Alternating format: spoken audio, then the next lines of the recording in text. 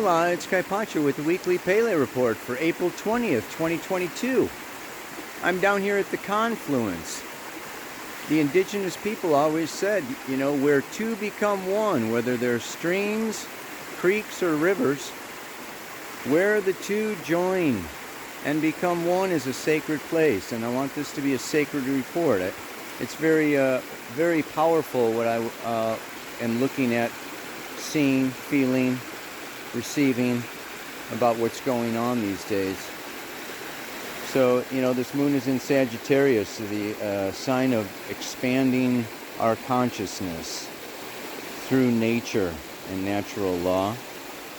Moves into Capricorn like tonight and stays there until Friday. Hits Pluto just before going into Aquarius. And then moves along on into square the sun on Saturday. And that is the Sabian symbol that I will be reading to you. 4 degrees of Aquarius, the 4th degree of Aquarius, I should say. There's really only one major aspect happening all week. That is Mercury. Mercury has been traveling along. It conjoined with Uranus, and now it's coming up to square Saturn. Okay, that's going to be on Sunday. And we know that it's going to then hit the north node of the moon. So I want to be talking about Uranus, Mercury, north node of the moon in Taurus, in square to Saturn in Aquarius, and of course not forgetting that Mars, Venus, Neptune, and Jupiter are all lined up over there in Pisces. Because that's important for us to weave into the picture of what is going on now. Yeah? And of course for today's mantra. Mercury does come along in sextile Jupiter by next Tuesday. And by then the moon has moved into Pisces. So we'll have 5 planets in Pisces. Super, super powerful. So let me just find a nice place to sit and look at the camera and share some astrology with you. Hola everybody! Another week, another Pele report. You might think that there was a little bit of a break or something going on with no major aspects, but I don't think that there is a break as long as we are here together on planet Earth, doing one thing after another, creating karma, cleaning karma, chasing dharma. Whoosh! I really want to talk so much today about, I gotta say that you would think, and a lot of astrologers would interpret, Jupiter conjunct Neptune, both very strong in the sign of Pisces, as being art, music, dance, poetry, retreats, imagination, colors and rainbows and fairies and dreams and and I have actually had the blues. I mean, it has been a bit of a disturbing, challenging, emotional week because, Neptune also has to do with disillusionment, showing us our illusions. Pisces, this last sign of the zodiac, has to do with resolution, surrender, letting go, ending of the cycle. Neptune's a 165-year cycle. This is the big let go. Jupiter is big. Neptune is let go. This is the big let go. And I've been really running through my head, well, what is this letting go? And, what to let go of? And we also understand the Pisces-Virgo axis is the healing axis. And I've been thinking a lot about this healing and what is healing and what is healing about. And can we really heal each other? Or do each one of us need to heal ourselves? There's a lot in today's Sabian symbol that is for the third quarter square moon, which has to do with breaking free into a liberated consciousness, and sometimes a crisis involved with that, as we can look at in today's mantra. We have a choice. We have lots of choices. In fact, every moment is a choice. Every thought is a choice. Every act is a choice. And there's a lot of them coming on. Another aspect of Jupiter-Neptune is overwhelm. Pisces is the sign of, sensitivity to the subtle psychic energies of a spiritual nature. Mars, Venus, Jupiter, Neptune, all in Pisces. This is a psychically sensitive time. So I've been feeling it's hard to distinguish between what I'm picking up in this collective unconscious and, what is actually my own sorrow, my own grief, my own need to let go of. So we can, it's kind of a confusing time. Pisces, Neptune rules confusion because it's multi-dimensional, 5, 6, 7, 13 dimensions impressing themselves within the 3, and they don't fit into 3.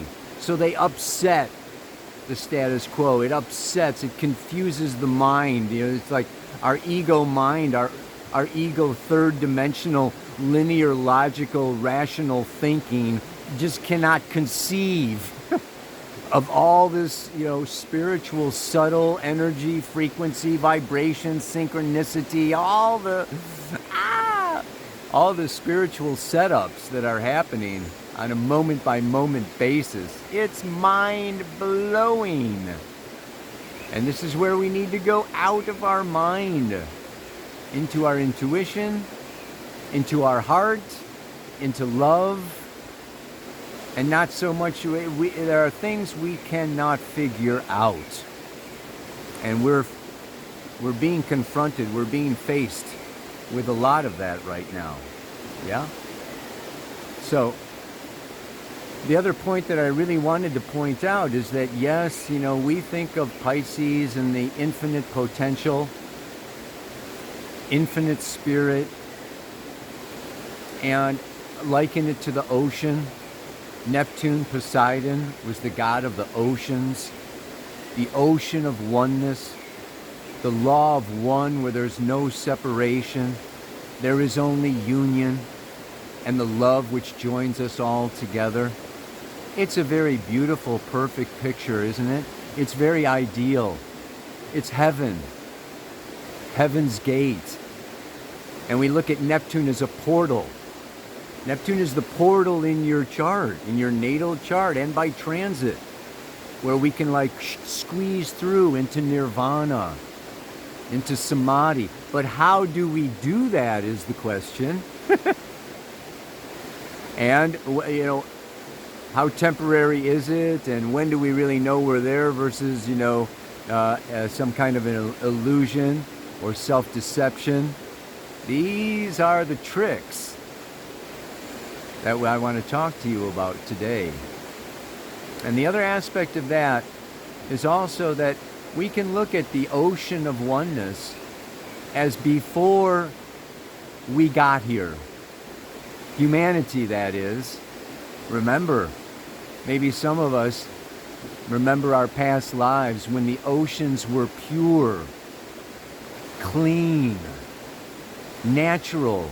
There were no artificial chemicals or plastic bags or bottles or pharmaceutical mess, oil, polluting and diluting the natural ocean of oneness. Well, also consider that this is as above, so below, as without, so within.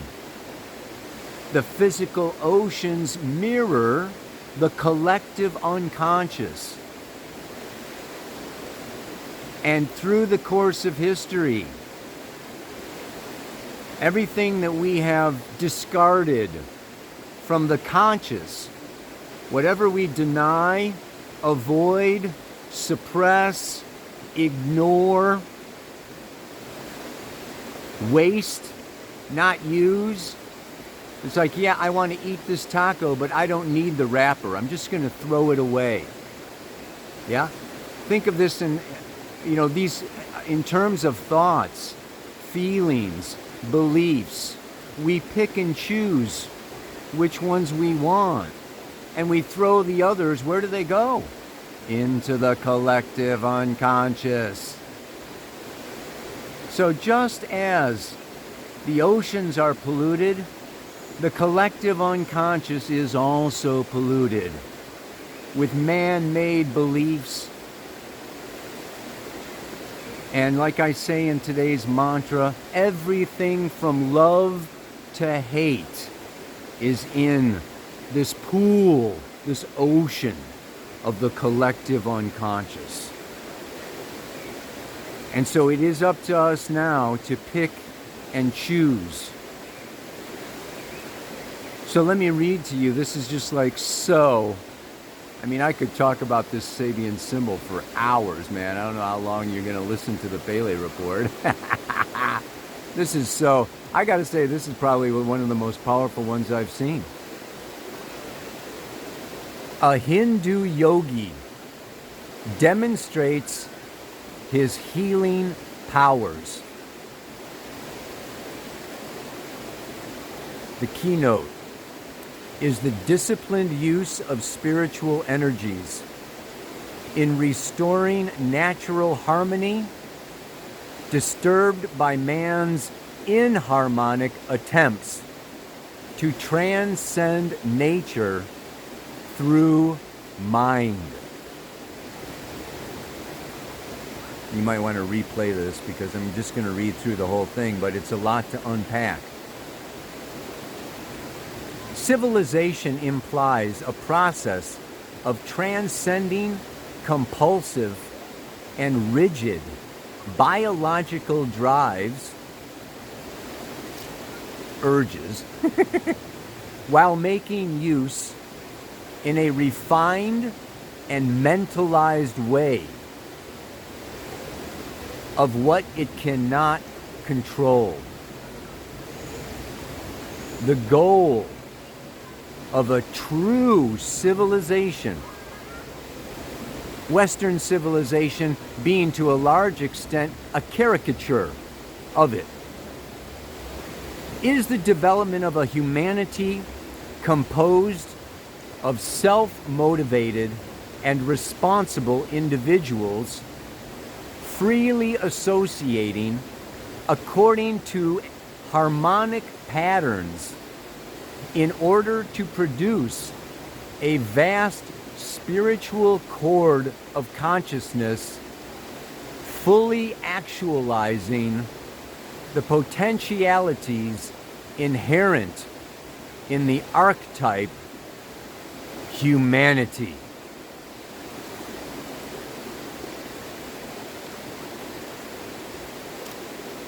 The process of individualization and civilization is full of dangers, and for a very long time it is obsessed by karmic shadows, the results of individual and collective deviations and perversions. Such results most often lead to disease. It is the spiritual duty of individuals who have been able to tap the vast reservoir of spiritual forces pervading our planet to use these energies for healing their less fortunate comrades.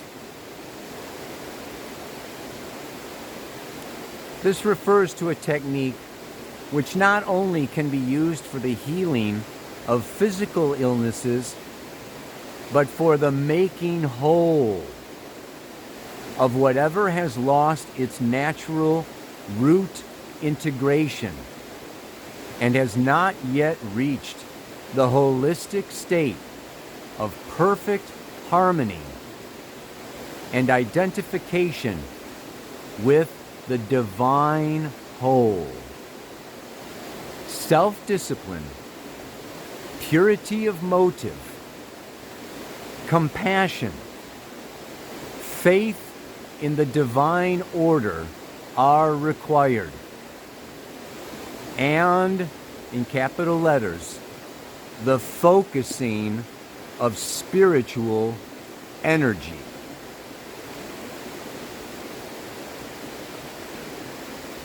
You know, you can download the PDF, you can read it, you can copy paste it, off of my website, because that is something that I want to read over and over again. There is so much in it. But it makes me really look at and contemplate this notion of healing, particularly when we have Saturn in Aquarius squaring the moon's nodes in Taurus and Scorpio. And we have Mercury, Uranus conjunct the north node in Taurus. Taurus is about self-sufficiency. Scorpio is about merging, soulmate, soul union, alchemical transformation through relationship. The south node in Scorpio is actually calling us to break patterns of codependency. And it just brings to mind the quote of, "Physician, heal thyself." And just really, how much are we able to heal each other? I think of the healing power of love.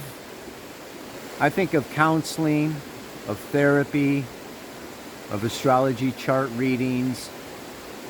I mean, I've always wanted to use astrology as a healing tool, because I think becoming more conscious of the unconscious brings an inner awareness and a wholeness that goes from the mind down into the etheric body and the astral body down into the physical body, and integration and wholeness is holistic healing, is about balancing all of the 7 chakras and integrating them and being able to pull up what needs to be pulled up and put down or put away, or release what needs to be put down, put away, and released when it's called for.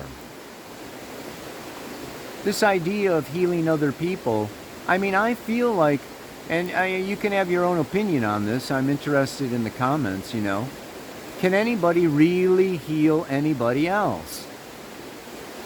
I think that we can be fertilizer. I think that we can shower our love and forgiveness and compassion and understanding and awareness and give that to other people. But they are the seed. They are the plant. They are the individual. This north node in Taurus is saying, I need to learn how to love myself unconditionally, regardless of what other people say, do, want, demand, expect. It's really, it's up to me to do my own work and make my own choices. So, we are really being thrown onto ourselves, into ourselves. Just look at this. This bullshit with the masks. This bullshit with stand, 2 meters apart, 6 feet apart, little spots on the floor, so you can't get too close to anybody. This social distancing crap that's going on all over the world. Hiding behind a muzzle, not talking, it's like external, sources. And this is like, it is a spiritual setup. Lockdown, isolation. Do your inner work. Alone.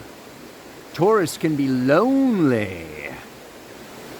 This moving in out of Scorpio, sex, love, rock and roll, passion, emotion, water, feeling, down onto Taurus.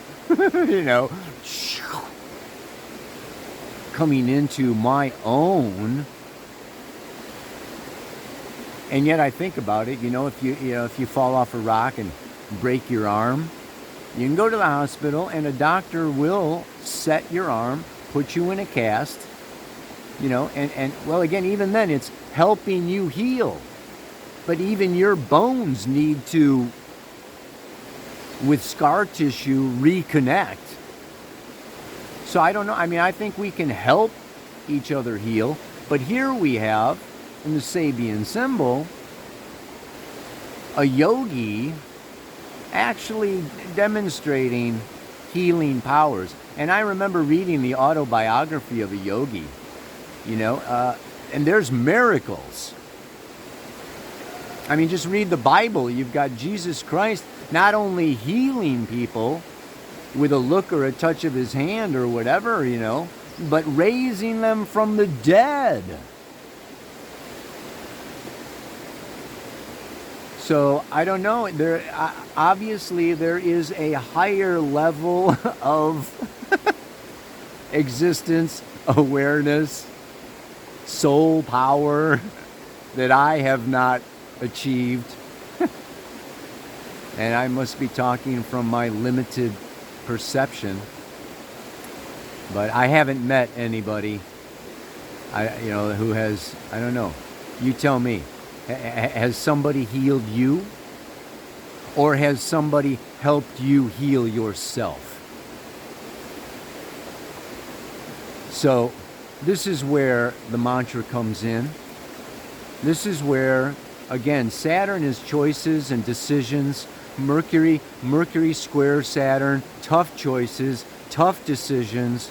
Mercury conjunct the north node of the moon, receiving communications of a karmic nature, leading us towards our future destiny, and making choices and decisions, having conversations, having illuminating, enlightening awarenesses and shocking like revelations that reveal where we need to go in order to release.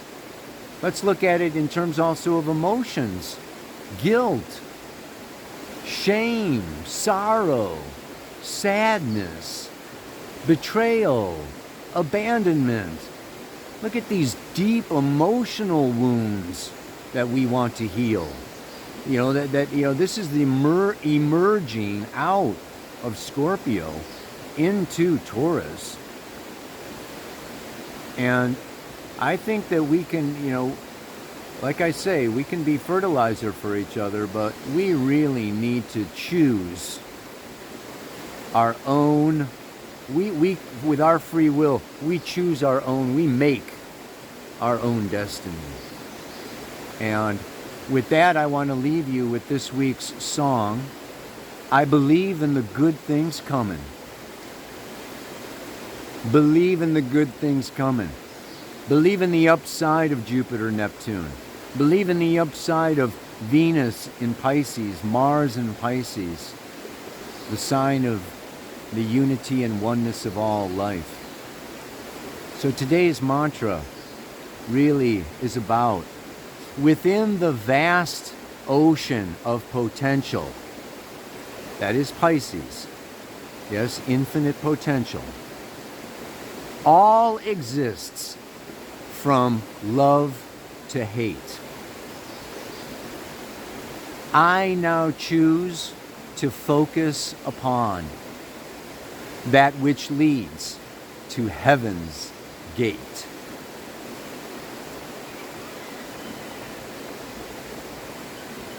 Good one to repeat through this week. not only through this week, but through this Pisces season. Mars is in there for a few more, weeks. Venus, a few more weeks. Jupiter's moving on pretty quick. But yeah, we really choose what to dwell on, what to meditate on, what to fight or confront or let go of. We need to really exercise our free will at this time and choose the highest. Yeah, baby. Ow! You know what I'm talking about. For each other and for ourselves, for our relationships, for the world, whatever. Within the vast ocean of potential, all exists from love to hate. I now choose to focus upon that which leads to heaven's gate. May we all meet together at the portal, the Neptunian portal of heaven's gate. I'll see you there. Namaste. Aloha. So much love. Ow!